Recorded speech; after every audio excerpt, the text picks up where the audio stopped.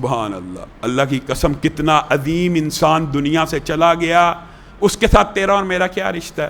Sudan کا بیٹھا ہوا ایک قاری قرآن، نہ میری کبھی اس سے ملاقات ہوئی، نہ تیری کبھی اس سے ملاقات ہوئی، فوت ہو گئے ٹریفک حادثے میں۔ شیخ نورین صدیق کیا ہوا؟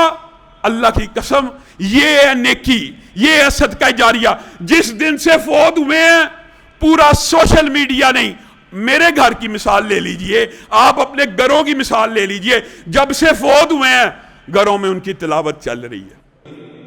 كل نفس ذائقة الموت وإنما توفون أجوركم يوم القيامة فمن زحزح عن النار وأدخل الجنة فقد فاز وما الحياة الدنيا إلا متاع الغرور۔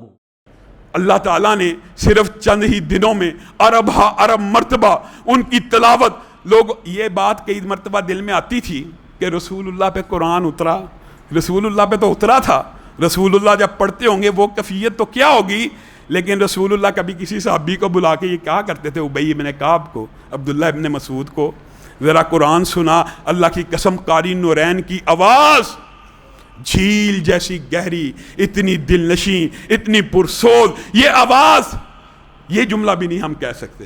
کسی گلوکار بدبخت کے بارے میں بات ہو تو کہا جاتا ہے یہ آواز ہم سے چھین لی گئی۔ یہ قاری تو دنیا سے چلے گئے، لیکن ایک اپنے لیے صدقہ جاریہ اتنا عظیم چھوڑ کے گئے ہیں، جو کبھی ان کو یاد کرے گا تو کیا کرے گا؟ ان کی تلاوت لگا لے گا۔ کوئی بدبخت گلوکار مر جائے، جب اس کی یاد آئے اس کا گانا چل جاتا ہے بیچارے کا۔